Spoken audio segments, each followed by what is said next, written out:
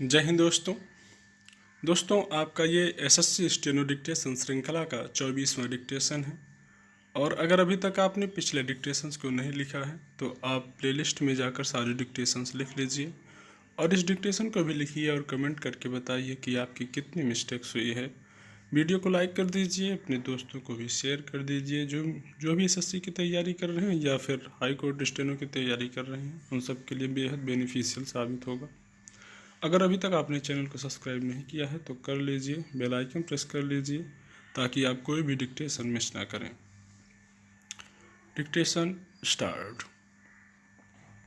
अध्यक्ष महोदय, आज फिर हम सभी लोग एक ऐसे महत्वपूर्ण विषय पर चर्चा कर रहे हैं जो न सिर्फ देश के बहुसंख्यक समाज से संबंधित हैं बल्कि समाज के उस वर्ग से संबंधित हैं जिसको जानबूझकर हजारों सालों से दबाकर रखा गया। मुझे इस बात की आशंका है कि यदि उस वर्ग को न्याय देने में विलंब हुआ तो फिर देश की जिस एकता और अखंडता की आप दुहाई दे रहे हैं वह खतरे में पड़ सकती है। इसलिए मैं आपके माध्यम से आग्रह करूंगा कि समाज कल्याण मंत्री जी यदि आज जवाब दे रहे हैं तो सरकार किसी न किसी नतीजे पर जरूर पहुंची होगी और साफ साफ उत्तर देगी। मैं विस्तार में तो नहीं जाऊंगा कि मंडल आयोग में क्या है, इसकी स्थापना क्यों हुई, कब इसकी रिपोर्ट बनी, लेकिन मैं इतना कहना चाहूँगा कि इस सदन में बार बार आप यह कहते हैं कि आयोग बना दो, समिति बना दो, लेकिन जब तक सरकार की नीयत साफ नहीं है उसका कोई अर्थ निकलने वाला नहीं है और इस देश में दिल और दिमाग का युद्ध चलता है। मैं यह मानकर चलता हूँ कि राजनीतिज्ञ के पास दिल होता है मगर दिमाग की कमी रहती है और जिसके पास दिमाग होता है उसके पास दिल की कमी होती है।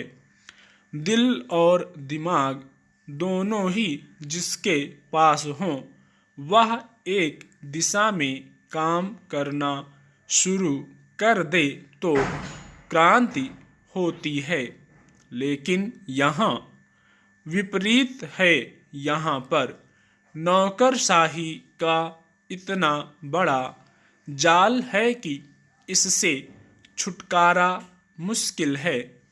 प्रधानमंत्री इससे नहीं बच सके तो कल्याण मंत्री जी कितनी दूर तक झेल सकेंगे। मुझे इस बात का दुख है कि जो भारत सरकार कहती है वह असह्य हो गई है। जो समाज का बहुसंख्यक वर्ग है उसको न्याय दिलाने में असमर्थ पाती है। यह मैं इसलिए भी कहना चाहता हूँ कि राजनीति इच्छा का सवाल है। हम लोगों की सरकार ज़्यादा दिन नहीं रही, केवल 11 महीने रही और इनकी सरकार इसलिए बहाना ले सकी थी। हम कह सकते थे कि मंडल आयोग की रिपोर्ट 1980 में आई थी। 1990 में हमको लागू करने की क्या ज़रूरत है?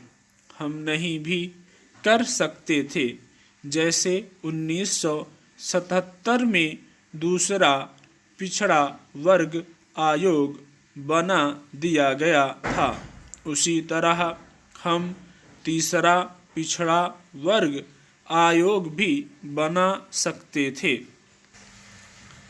महोदय, मैं आपके माध्यम से श्रम मंत्री महोदय से जानना चाहता हूँ कि क्या कारण है कि हमारे मजदूरों में अशांति फैली हुई है।